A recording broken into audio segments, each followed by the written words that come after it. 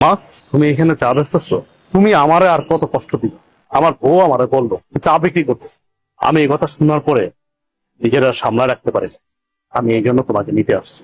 আমি থাকতে তুমি এত কেন কষ্ট করো? ভিক্ষা করো, চা বিক্রি করো, এত কষ্ট দরকার কি তোমার? আমি না তোমার সন্তান? তুমি না আমার জন্ম দিছো? তাহলে এত কষ্ট কেন করো আম্মা? বাবারে, কিছু কিছু কষ্ট সন্তানের ভালোবাসার জন্য করতে হয়। আমি চাই নাই ভালোবাসা, আমি শুধু চাই তুমি আমার পাশে থাকবা, সবসময় আমার পাশে থাকবা।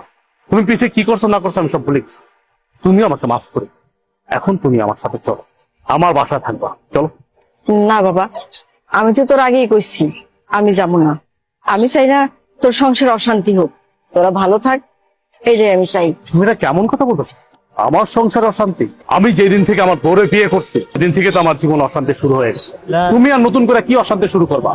অথচ দেখো, আমার বাড়িতে থাকার কথা তোমার, অথচ তুমি না থেকে আমার শ্বশুর থাকছে। শ্বশুর থাকতেছে নন স্টপ, দিনের পরে দিন, রাতের পরে রাত, ভালো মন্দ খাইতেছে, ঘুমাইতেছে, ফিরতেছে।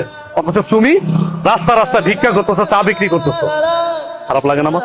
আমার তো খারাপ লাগে। তোমার তো ন্যূনতম কমন সেন্স টুকু আছে, অথচ আমার শ্বশুরের কোনো কমন সেন্স নেই। আমার বোর কাছে আমার শ্বশুরই সব। যাই হোক মা, আমি তোমার এত কথা বলতে পারতেছি না, এখন কোনো কথা আমি শুনবো না তোমার। তোমার এই চার ব্যবসা রাইখা এখন আমার সাথে তুমি চলো। চলো, এখন থেকে তুমি এই বাড়িতেই থাকবা। তুমি এত কিছুর পরেও সেই তোমার মাকে বাড়িতে নিয়ে এসছো, আমাকে তোয়াক্কা করে তুমি তোমার মাকে নিয়ে আসছো। তোমাকে কি তোয়াক্কা করবো? কি তোয়াক্কা করবো তোমাকে? আমি এই সংসারটা চালাই, আমি ইনকাম করি, আমি পাঁচতলায় বসে এসির বাতাস খাবো, আর আমার মা রাস্তা রাস্তা চা বিক্রি করবে, ভিক্ষা করবে, সে গাছের নিচে থাকবে। দেখো, এই সংসারটা আমার, এই সংসারটা আমি মেনটেন করি, তাই আমি যা বলবো তাই হবে। আমি তোমার মাকে নিয়ে থাকবো না এই বাড়িতে। কে কার সাথে থাকবে বা না থাকবে এটা একান্তই ডিসাইড করব আমি। তুমি ডিসাইড করার কে? কে তুমি?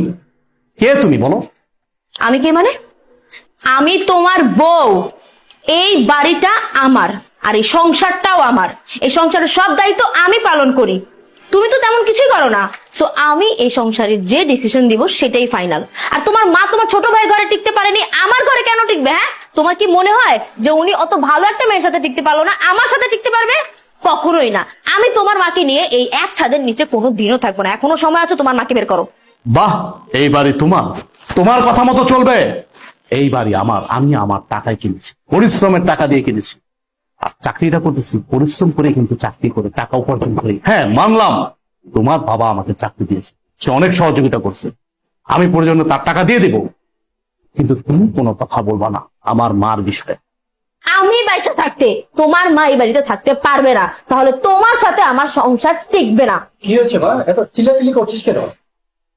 আপনার মেয়ে আমার মাকে এই বাড়ি থেকে বের হয়ে যেতে বলছে। আমার মাকে সে সহ্যই করতে পারতেছে না। আপনি জিজ্ঞেস করেন কেন আমার মাকে সে সহ্য করতে পারতেছে না? আমার মা গরিব, এই জন্য। বাবা দেখো, মহিলার দিকে তাকাও। এই সেই মহিলা যে কিছুক্ষণ আগে আমাদের কাছে চা বিক্রি করেছিল। আর উনি আমাদের কাছ থেকে টাকা কেন নেয়নি জানো? কারণ উনি আমার আদরের শাশুড়ি, আমার এই হাজবেন্ডের একমাত্র মা, ফকিন্নি মা, যার কারণে আমাদের কাছ থেকে টাকাটা তখন নেয়নি সে।